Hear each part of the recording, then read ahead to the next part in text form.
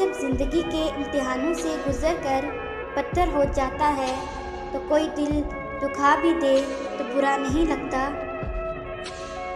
زندگی روز کچھ نہ کچھ سکھاتی ہے، لیکن بنیادی چیز یہ ہے کہ انسانوں سے توقعات کم سے کم رکھیں اور اوپر جو ذات ہے اس پر توکل رکھیں۔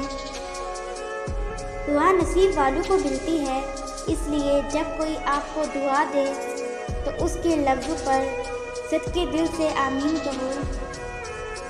اخلاق وہ موتی ہے جس کی کوئی قیمت نہیں ہوتی، مگر اس سے ہر چیز خریدی جا سکتی ہے۔ کبھی ہم جھوٹ سمجھ نہیں پاتے اور کبھی سچ جان نہیں پاتے۔ جب دل اداس ہو اور وجہ بھی سمجھ نہ آ رہی ہو تو سورۃ رحمان پڑھ لیا کرو، دل کو سکون آ جائے گا۔ زندگی کے حسین لمحات واپس نہیں آتے، لیکن اچھے لوگوں سے تعلقات اور ان سے وابستہ اچھی یادیں ہمیشہ دلوں میں زندہ رہتی ہیں۔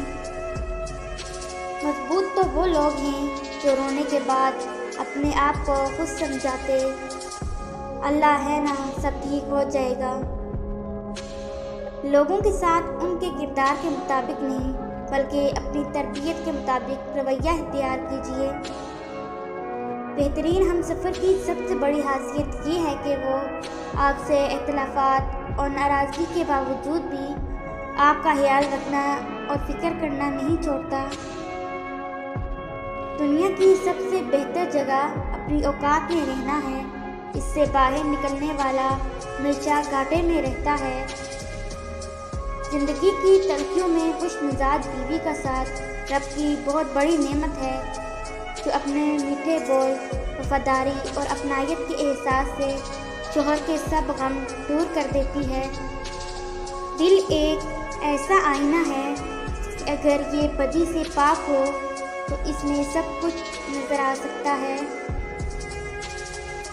امام حسین نے ارشاد فرمایا، عورت کا پردہ کرنا شہید کے خون سے بھی افضل ہے۔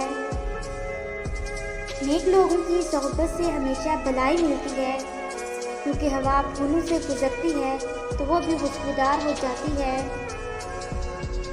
وفاداری اور قدر کا آپس میں بہت گہرا تعلق ہے۔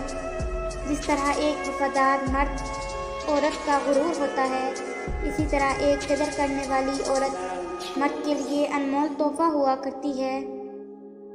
اے موت تو تب آنا جب میں سجدے میں ہوں، تجھے آنے میں مزہ آئے اور مجھے جانے میں۔ نہ جانے میں برا ہوں کیا میرے نصیب، میرا ہر وہ شخص دل دکھاتا ہے جس پر مجھے بہت ناز ہوتا ہے۔ حضرت علی نے فرمایا، اگر کسی کی تکلیف دیکھ کر تمہیں تکلیف ہونے لگے تو سمجھ لینا تم اللہ کے بنائے ہوئے بہترین انسان ہو۔